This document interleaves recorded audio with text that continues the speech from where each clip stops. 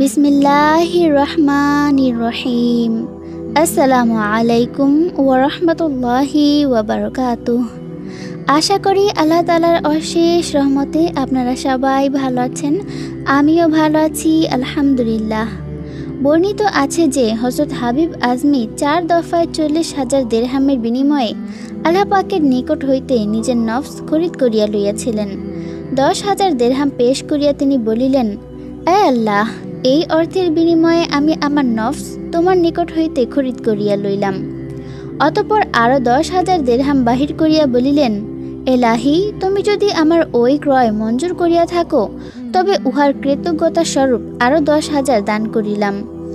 এইবার আরও 10,000 বাহির করিয়া বলিলেন, এ পরওয়ারদিগার, তুমি যদি আমার প্রথম ও দ্বিতীয়বারের দিরহাম কবুল করিয়া না থাকো তবে অনুগ্রহপূর্বক এই 10,000 কবুল করিয়া লও। সবশেষে আরও 10,000 বাহির করিয়া বলিলেন, এ আল্লাহ, যদি তুমি আমার তৃতীয়বারের অর্থ কবুল করিয়া থাকো তবে উহার শুকরিয়া স্বরূপ এই 10,000 কবুল করো।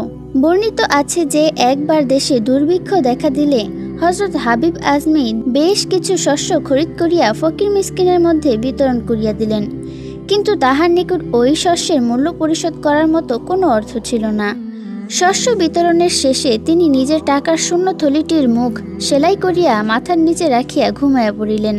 কিছুক্ষণ পর যখন শস্য বিক্রেতাগণ আসিয়া তাহার নিকট টাকা চাইল, তখন তিনি শিয়র হইতে সেই থলিটি বাহির করিয়া দেখিলেন উহা টাকায় পরিপূর্ণ। থলি খুলিয়া গুনিয়া দেখিলেন উহাতে পাওনাদারের পাওনা পরিমাণই অর্থ আছে। অতঃপর তিনি হিসাব করিয়া সকলের প্রাপ্য বুঝাইয়া দিলেন। আরেকবার হযরত হাবিব আজমির স্ত্রী রুটি তৈরির আয়োজন করিতেছিলেন।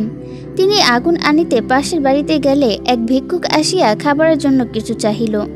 হযরত হাবিব আজমি তৈরির জন্য রক্ষিত সমুদয় আটা ফকিরকে দান করিয়া দিলেন। স্ত্রী আগুন লইয়া ফিরিয়া আসিয়া দেখিলেন যথাস্থানে আটা নাই। স্বামীকে জিজ্ঞাসা করিলে তিনি বলিলেন, এক ফকিরকে দান করিয়া দিয়েছি। স্ত্রী বলিলেন, সুবহানাল্লাহ, আমাদের নিজের জন্য তো কিছু রাখার প্রয়োজন ছিল। ইতিমধ্যে কোথা হইতে যেন এক ব্যক্তি বড় একটি পাত্রে বেশ কিছু গোশত ও রুটি আনিয়া বলিল, ইহা হযরত হাবিবের পরিবারের জন্য হাদিয়া। হযরত হাবিব আজমি স্ত্রীকে বলিলেন, দেখো, আমরা দান করিয়াছি মাত্র আটা, আর উহাতে কত দূর রুটি হইয়া ফেরত আসিল, সঙ্গে গোশতও আসিল, এবং তোমাকেও কোনো প্রকার ঝামেলা করিতে হইল না। আল্লাহু আকবার।